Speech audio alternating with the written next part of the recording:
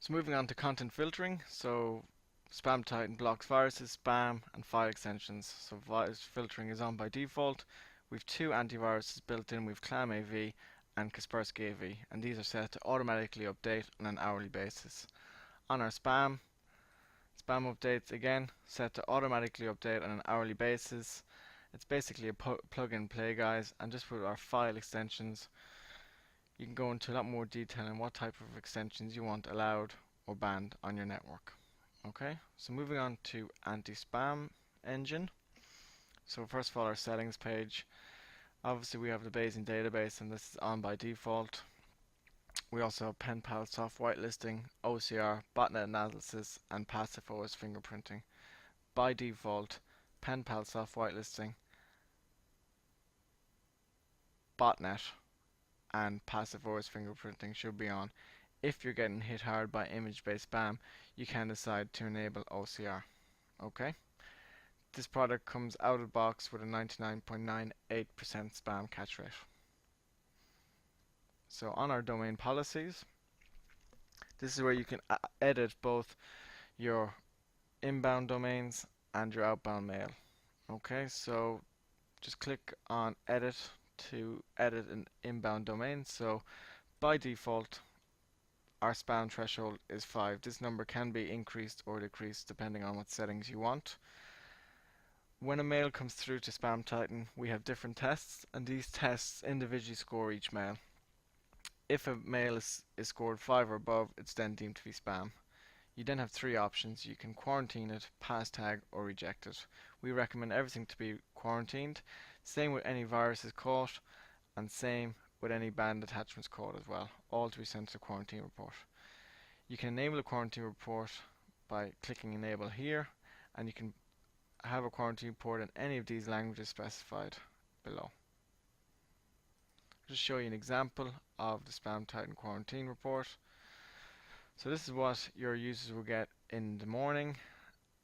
So you can fully rebrand the quarantine report so that your own logo and name is showed on the report. So it shows the spam messages, so it shows the score, from who, subject, date, and then as an action, as an end user, you can deliver a whitelist or delete. So if I saw false positive for some reason, I can click on whitelist, and this would teach spamtitan that's a valid contact. It will not block this person ever again.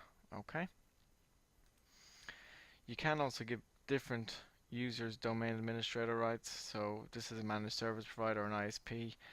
You can give different customers access to their own internal domain. So if I just impersonate a domain admin,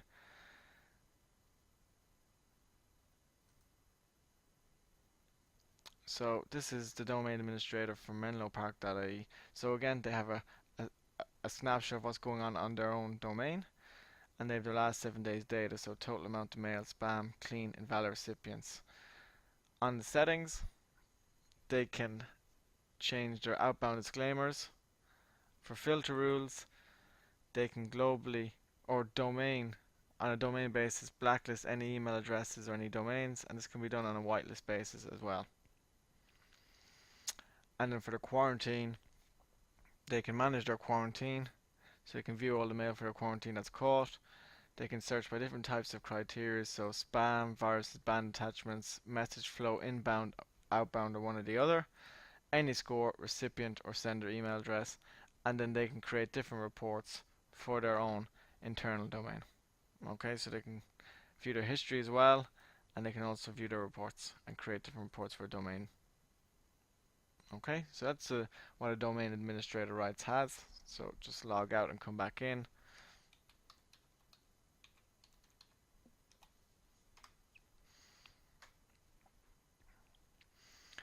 So as I was saying, you can edit your different policies for your different domains.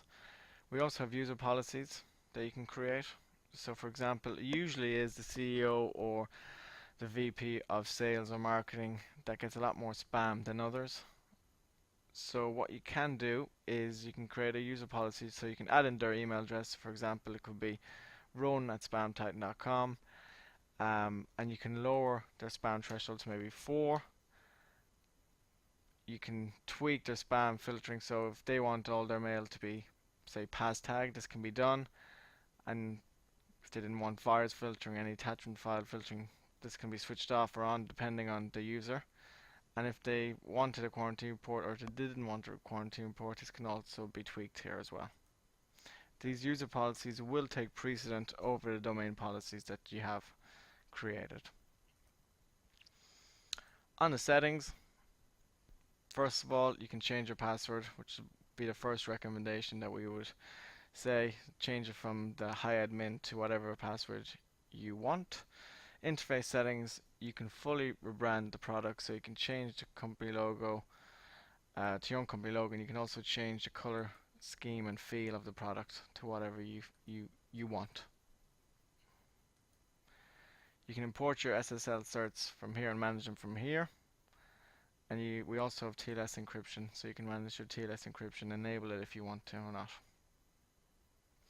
With backup, we would recommend backing up your config, so you can schedule a backup on a frequency of weekly, daily or monthly to any FTP server of your choice. So just in case your server was ever to fail over for some reason, you could create a new server and load your settings up into your new working server. On filter rules, this is on a global basis. You can globally blacklist any email addresses and any domains that you so choose, and this can be done on a whitelist basis as well. Quarantine, you can manage your entire quarantine from here. So again, it'll show you different types of criteria to search from, all the way from sender or recipient email address. If you did see a false positive for some reason, you can click on it and it'll give you more details into why it was caught. So you can see country of origin was Vietnam, message size, content classification, was there virus caught, what was the score given to this particular mail, was it quarantined. You can also then view the message. You can also view the source, so you can see that the Bayesian database gave it a 3.5, HTML bounce message 0.1, and then as an option you can release, whitelist, delete or forward. Settings, this is where you'd set what time you want to send your end user digest. So here at spamtitan we get ours at 8:05. You can fully rebrand the quarantine logo, as I said, so you can change this to your own company logo, and you can also change the report name, report address and report subject. By default, each end user receives one quarantine report daily at whatever time you specify above, but by allowing users request on demand reports, users can request as many reports as they want throughout the day. So for example, if I was expecting an email at 3 o'clock from a client of mine and it's now 4, instead of me ringing the network admin and asking them to search through the quarantine report, I can go onto my quarantine report and click new item since last report only, and this will send me a new report since the one I got at 8:05 this morning. And with aliases, so if you're using Microsoft Exchange, you can unify all aliases to be sent to one report. On our reporting, so first of all, system information. System information gives you another snapshot of what's going on. So this is what our support technicians would use. If you have any issues, they'd log on and check your system information first to check that all the services are running okay. On our history, this is a real-time view of all mail coming onto your network. So it shows the date and time, the message ID, the client source IP, what type of mail it was. Was it clean? Was it relay denied? Was it spam? Invalid recipient? From who, to who, subject and size. You can also change the display settings, so you can check if you have an additional cluster node. You can check from cluster node 1, 2 or 3 or 4 depending on how many nodes you have. You can show message flow, delivery response, delivery status. But just on the mail filter, again, you can go into a lot more detail and search from different criteria from message flow, recipient, sender, email address, source IP, spam ID number, any type of score, or even delivery status. Was sent, deferred, or bounced. Or if you come over here on the right hand side, you can search for maybe false positive viruses and banned attachment from a custom date range if you wanted to. On our reporting suite, you can create different reports. So here are the reports that you can use. So summary reports, top spam relay, license usage reports, top RBLs. So just on summary reports, it can be from just today, yesterday, or last 7 days.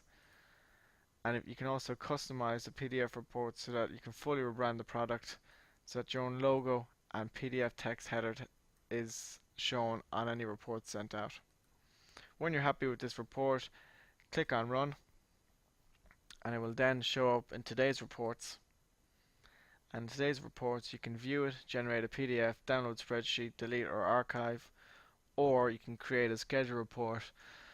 So, summary report on a daily, weekly, or monthly basis in PDF, text, Excel, or all three formats, and just specify the email you want to be sent to and click Add. Lastly, with your logs, you can search for your logs, and you can also send all your logs to a remote 6-slot server as well. And just on the clustering, you can cluster the appliance, and these clusters can be geographically dispersed for failover and redundancy as well. Okay, if you have any more questions, you can call into our help desk or our sales department, or if you want a 30-day free trial of the product, you can download it at www.spamtitan.com/downloads. Thank you for listening to this demo.